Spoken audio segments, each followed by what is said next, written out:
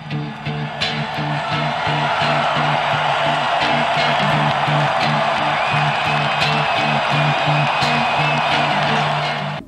Dan Weber, I'm Johnie Freatman, bringing you instant analysis here from Howard Jones Field. And Dan, first things first, there was a bit of an odd exchange, to say the very least, during Lane Kiffin's press conference today. Can you elaborate on that a bit? Since it was because of me, I guess I can. And this may be our, before we get into that, this may be our last instant analysis, to say the least.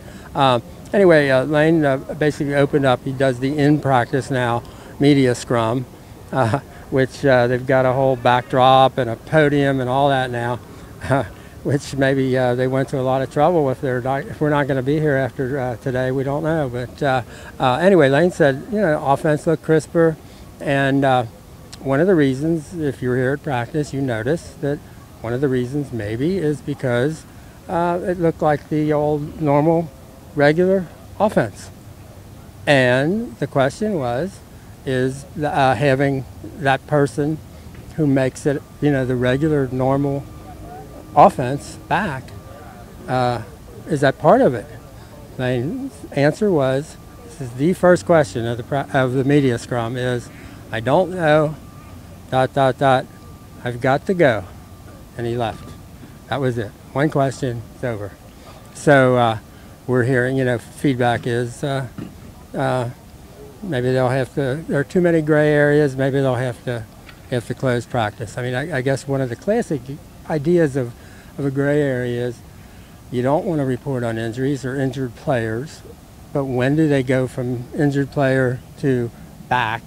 And then how does that affect, the team in terms of not so much reporting on injuries or strategy, but just, if you say, how did so-and-so look today?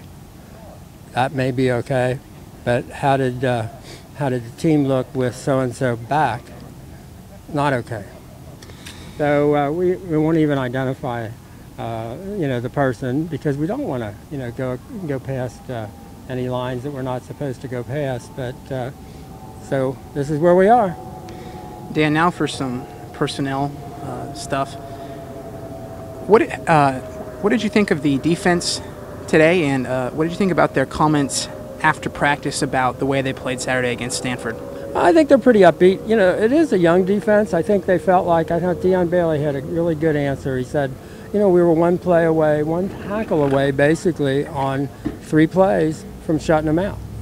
But unfortunately, so we gave up those explosive plays, even though we pretty much played well. It was like how they got to the quarterback.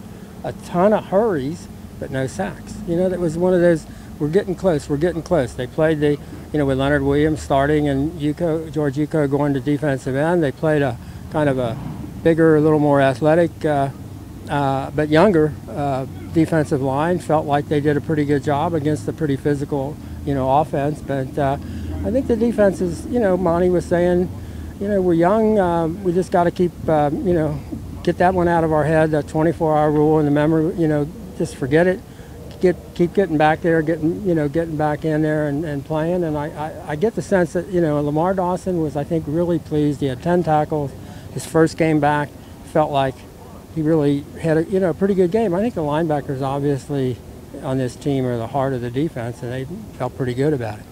One thing Lane did mention before that exchange in his press conference was he felt that the offense had a very good practice today. Did what you saw back that up? Yeah, and I think they were mixing and matching and using different personnel combinations. I like what we saw, and I think that's a reaction of Saturday, and I think they know what they've got to do better than what they did Saturday. I know that I don't think they felt like in the first 3 games they really had much of a tempo, much of a rhythm. And I think they're really working on trying to get, a tempo, a rhythm, a kind of a feel that you had more at the end of last season than we've seen at all this year. So I think there was more of that, and I think they're going quicker, using more people, and kind of look pretty good. All right, well, Dan, thank you very much. For Dan Weber, I'm Johnie Freatman. This has been Instant Analysis. We certainly hope it's not the last one, but either way, we will continue to give you comprehensive coverage on USCFootball.com.